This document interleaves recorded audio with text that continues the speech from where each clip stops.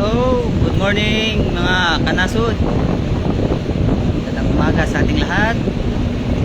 Live muna tayo kasi medyo tahimik pa naman ang area natin. Ito, sasagutin na pala natin yung dati kong groceries na may kaphamakan ba o panganib ulot ng ating pagla-live. Bago ko sagutin yan, hindi naman lingid sa kalaman natin na lahat ng tao ngayon ay meron ng CP, meron ng cellphone. Diba guys? Pati nga mga bata ay meron na rin cellphone. Diba? Tama ba guys? At saan nga ba natin kadalasan ginagamit ang ating paglalay? Diba? Nagla-live tayo para ipaalam ang mga impormasyon na gusto nating iparating sa ibang mga tao. Diba? Bawa na lang may party, may birthday, ila-live natin yan na ito, nagla-live kami, may kasiyahan kami dito, punta na kayo dito, diba? Ang senaryo naman pag may sunog, diba? Siyempre ila-live yan. Live yan na heto sa may Sitio Sulsol, Purok Marites, Sausaw City, may sunog po. Diba? Please na tumawag muna ng bumbero ilalive muna yung sunog na nangyayari. Diba guys? May ibang senaryo naman. Nangyari bawa may nagdisgrasya. Yung tao, yung nagdisgrasya na tao, 50-50 na. Diba?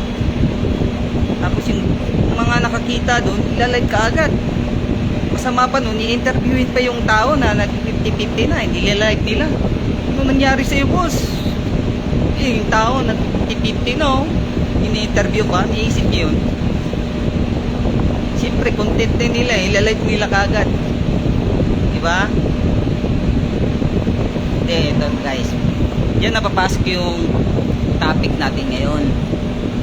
Isipin nyo guys, ang senaryo hostage taking. Madaling na yun to guys, hostage taking, di ba? So, bago yun, naalala nyo ba yung hostage taking dun sa Manila dati? Sa Quirino Grandstand noong August 23, 2010? 2010, August 2023, may nagganap na hostage taking. Sa nakakaalam at sa hindi nakakaalam po, yung bus na yung puno ng mga foreigner, tapos hino-hostage. Diba? Ano bang pagkakamali na nangyari doon sa ating mga kapulisan at ang ating mga media? I-research nyo po pagkatapos natin dito, pwede, para malaman nyo rin yung sagot. Baka nagkakamali lang po ako sa mga informasyon na binibigay ko sa inyo ngayon. So, ang nangyari po kasi doon, hindi na control ng ating mga kapulisan, yung mga media natin, mga reporter. Hindi nila na control kung saan sana pumesto. Tapos nilalive ng mga reporter kung anong bang kaganapan na nangyayari doon, pati na rin yung mga hakbang na ginagawa natin mga kapulisan. Ilalive nila kung saan nakapwesto ating mga kapulisan, pati na rin yung mga sniper nakupo.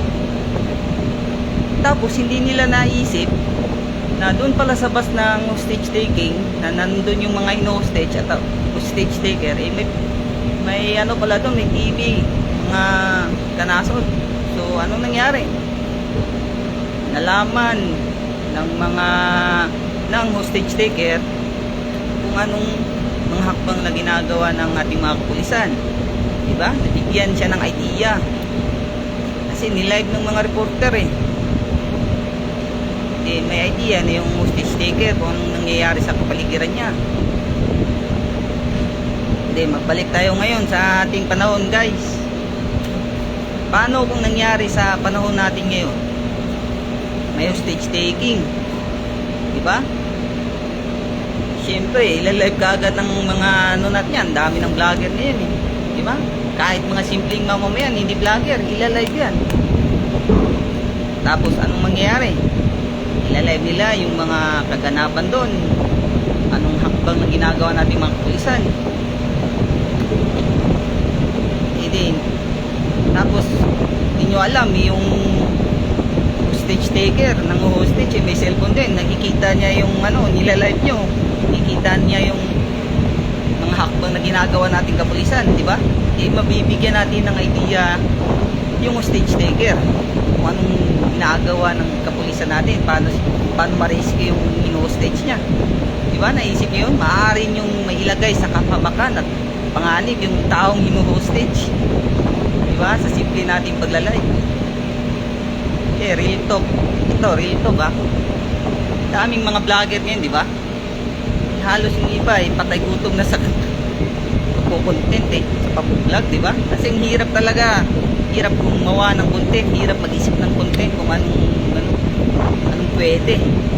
Ito, stage taking, nakita nila syempre pagkakataon, diba? Di na nila may isip na mapapahamak nila yung tao, yung hostage. Guys, lang dapat mag-isip muna tayo kung wala pa tayong mapapahamak. Hindi lang naman sa hostage taking, magbigay tayo ng ibang senaryo. Halimbawa, hold up sa loob ng bangko pa mismo, diba? Kung nakita na naman ng mga simpleng mamamayan natin, ilalive na naman, kita na naman ng mga vlogger, syempre pupunta niyan, ilalive, di ba? Pagla-live nila, makikita ng mga holdupper sa loob anong ginagawang hakbang ng kapulisan natin sa labas, di ba? Mabibigyan natin sila ng idea. Kawawa naman yung bangko, hindi ma-rescue. Guys, naisip nyo ba yun? Hindi lang naman sa hold up, hindi lang sa hostage, ibang senaryo pa. Paano kung may operation yung mga kasundaluhan natin, lulusubin nila yung kampo ng kaaway, tapos may nakapag-live, nakapag-live, anong hakbang nang gagawin ng ating mga kasunduluhan?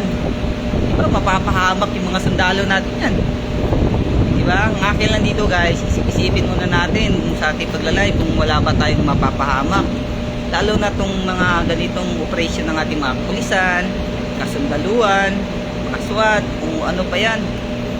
Hindi yung live lang tayo ng live. Kung kuha nyo ba yun guys? Disclaimer lang, hindi po tayo expert dito. Based lang po to sa nakikita ko sa ating panahon ngayon na ito nga, live ng live, hindi naman iniisip kung ano bang magiging resulta sa pagla-live nila. Yun lang po, hanggang dito lang tayo. Maraming salamat, ingat po tayong lahat.